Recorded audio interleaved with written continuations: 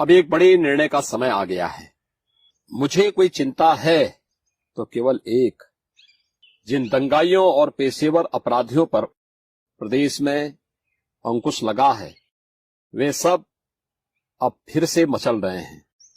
वे बार बार धमकी दे रहे हैं कि जरा आने दो हमारी सरकार, सावधान रहिए। आप चूके तो न केवल 5 साल की मेहनत पर पानी फिर जाएगा, बल्कि उत्तर प्रदेश को इस बार कश्मीर, बंगाल और केरल बनते देर भी नहीं लगेगी। आपका वोट आने वाले 5 वर्षों की हमारी तपस्या के लिए आपका आशीर्वाद हो, और इससे भी बढ़कर यह वोट आने वाले समय में आपके और आपके परिवार के भयमुक्त जीवन की गारंटी भी बने। जय जय श्री राम। नमस्कार, मैं हूं पवन त्यागी। मोदी सरकार एक बहुत बड़ा फैसला करने जा रही है और वो फैसला ये है कि भारत के अंदर देश की आजादी के बाद वक्फ बोर्ड बनाकर जिस तरह से देश की संपत्ति पर वक्फ बोर्ड ने कब्जा किया हुआ है, अब उसको भारत सरकार, मोदी सरकार वापस लेगी। उसके लिए कानून बनाना पड़ेगा, कानून बदलना पड़ेगा। और इसी कड़ी में एक शुरुआत हो चुकी है। भारतीय जनता पार्टी के राज्यसभा के सदस्य हैं हरनाथ सिंह यादव।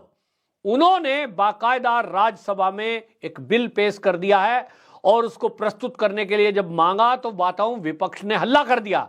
ये विपक्ष की एक सोच बताती है कि किस तरह से तुष्टीकरण में वो डूबे हुए हैं।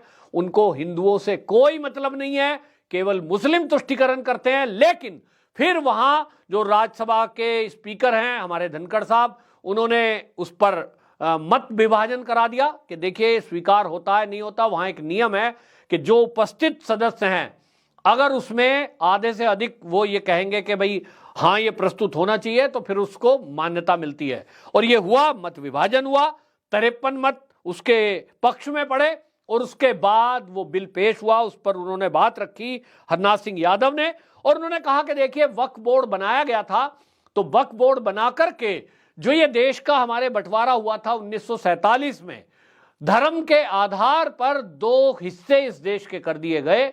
मुसलमानों ने पाकिस्तान मांगा कि हम तो हिंदुओं के साथ नहीं रह सकते, जो गाय के पूजने वाले हैं हम तो उनके साथ कतई नहीं रह सकते क्योंकि हम तो गाय खाने वाले हैं।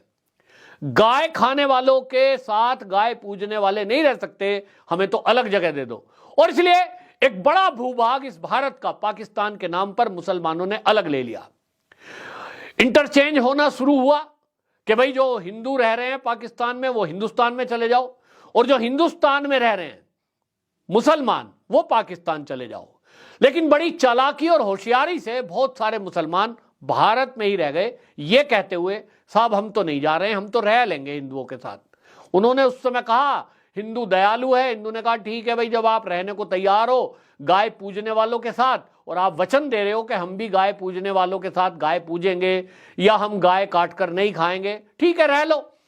लेकिन एक बड़ी होशियारी से उस समय जो कांग्रेस की सरकार पहली बनी, जवाहरलाल नेहरू, वो मुस्लिम तुष्टीकरण के कारण किस तरह की दिमाग में साजिश उनके रही कि जो मुसलमान यहां अपनी जमीन जायदाद छोड़कर गए उसको कहा गया कि ये शत्रु संपत्ति है, ये तो उनकी है जो पाकिस्तान चले गए, तो इस पे हिंदू का कब्जा नहीं हो सकता। सरकार ने भी नहीं ली और क्या कर दिया, एक वक्फ बोर्ड बना दिया। और वक्फ बोर्ड बनाकर कह दिया कि वक्फ बोर्ड जो मुसलमानों के लिए काम करती है ये अधिकार उनको दे देते हैं। ये सारी जमीन जो पाकिस्तान लोग चले गए उनकी जमीनें, मकान, प्लॉट, प्रॉपर्टी जो भी है ये वक्फ बोर्ड की हो जाएगी। वक्फ बोर्ड अपना दावा करेगा और वक्फ बोर्ड ही उसकी सब देखभाल करेगा।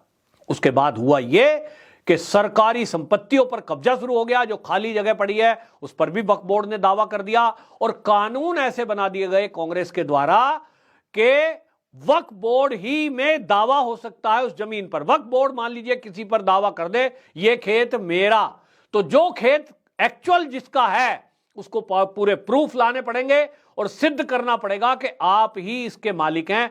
दादा पीढ़ी दर पीढ़ी आपके पास रजिस्ट्री या कुछ पेपर नहीं है तो वक्फ बोर्ड में सुनवाई होगी और वहां जो कैंडिडेट होते हैं वो मुसलमान होंगे, जज भी मुसलमान होंगे, फैसला करेंगे और उन्होंने कह दिया संपत्ति आपकी नहीं है तो खाली करो। इस तरह की ताकत उनको कानूनी दे दी गई और इसके कारण से आज आप देखिए कि राम जन्मभूमि जहां है उस पर भी वक्फ बोर्ड अपनी जता रहा था कि यहां साहब ये तो हमारी है। काशी में भी यही झगड़ा, मथुरा में भी यही झगड़ा। और इस झगड़े को खत्म करने का एक ही तरीका है कि वक्फ बोर्ड को खत्म किया जाए, क्योंकि जो लोग पाकिस्तान चले गए उनकी जो प्रॉपर्टी यहां रह गई तो भाई वो सरकार की होनी चाहिए। लेकिन पहले की सरकारों को तुष्टीकरण करना था, मुस्लिम वोट चाहिए थी, मुसलमानों को खुश करना था। हिंदू को तो मूर्ख समझा गया, हिंदू मूर्ख है भी कि वो उसी कांग्रेस को वोट देता रहा जिसने उसकी जड़ें काटी हैं। आज तक समझ नहीं पाया।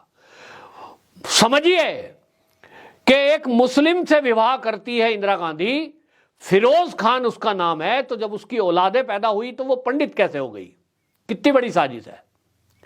जितनी शादियां आप अपने आसपास देखते हैं, जिस भी धर्म किसी भी जात के व्यक्ति से अगर शादी हो गई तो जो औलादे हैं वो पिता के नाम पर चलती हैं। हमारे देश में यही कानून है। उस कानून के अनुसार जो राजीव गांधी हुआ, जो संजय गांधी हुए, वो कौन होने चाहिए? उनके नाम के बाद होना चाहिए था खान। राजीव खान, राजीव ही नाम रखते थे, संजय खान। लेकिन ऐसा नहीं हुआ, नाम दे दिया गया गांधी, क्योंकि इंदिरा गांधी का नाम लिया गया। ये भारत का पहला उदाहरण है कि मां का नाम बच्चों के आगे लगा दिया गया, सरनेम। होता नहीं था उस समय। इंदिरा गांधी का भी गांधी नाम नहीं था एक्चुअल। अब उस मुद्दे पर हम नहीं जा रहे, लेकिन कुल मिलाकर मैं ये बताना चाह रहा हूं कि कांग्रेस ने किस तरह से तुष्टीकरण किया।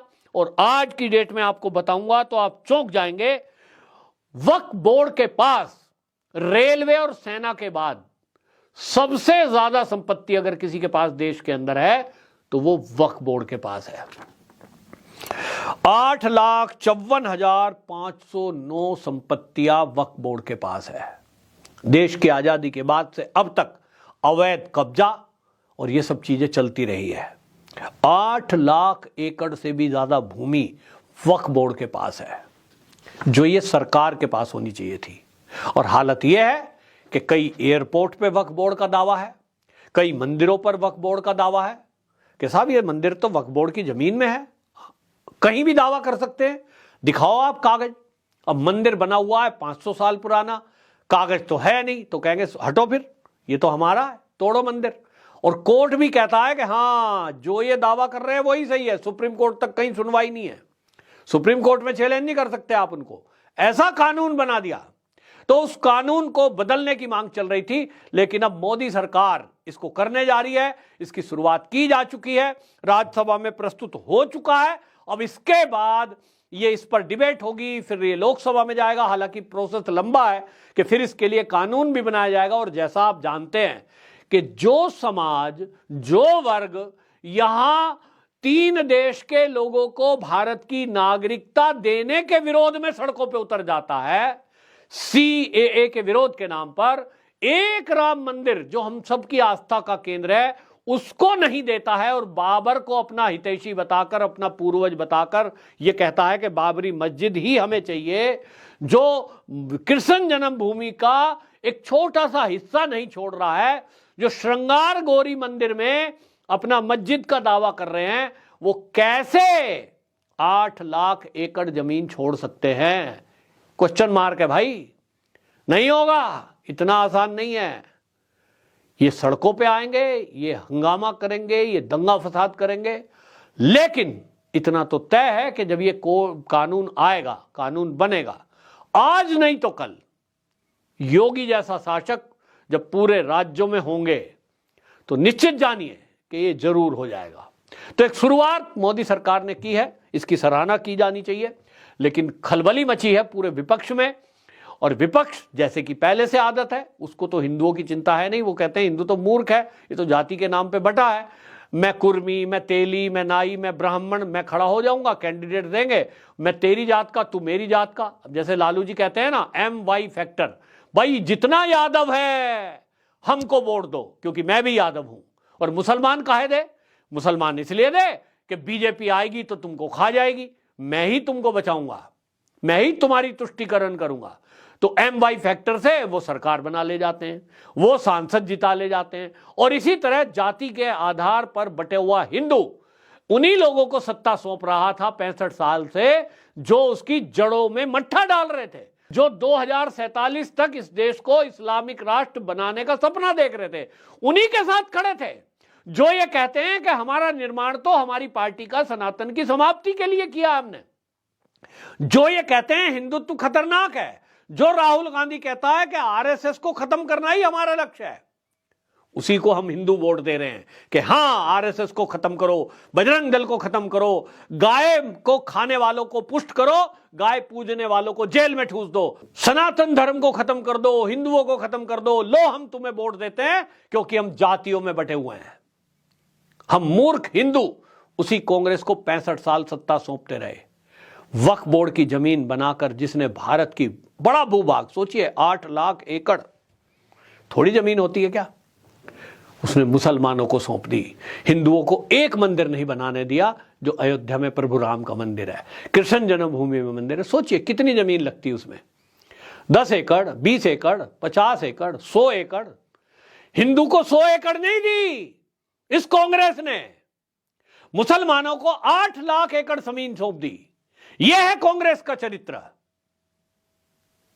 और आप फिर भी कांग्रेस को वोट देंगे? मुसलमान तो देगा क्योंकि उसके तो हित के काम किए हैं, उसको तो देना ही चाहिए। बीजेपी को वोट नहीं करता। अभी 5 राज्य के चुनाव हुए हैं, मैंने एक्स पोस्ट पर पोस्ट लिखी थी कि मध्य प्रदेश में जहां मामा मामा करके मामा जी ने इनको सुविधाएं दी सबको, वहां हालत क्या है। मुस्लिम वोट जहां किसी बूथ पर अगर 5000 वोट पड़ी है, बीजेपी को वहां 500 भी नहीं मिली, 10% भी नहीं है। तो मात्र 0.5% वोट आज भी बीजेपी को मिलता है। मुसलमान को समझ में आता है कि यह पार्टी वो है जो हिंदू के लिए काम कर रही है। हिंदू को समझ में नहीं आता कि यह बीजेपी वो पार्टी है जो तुम्हारे लिए ही बनी थी, तुम्हारे ही लिए काम कर रही है।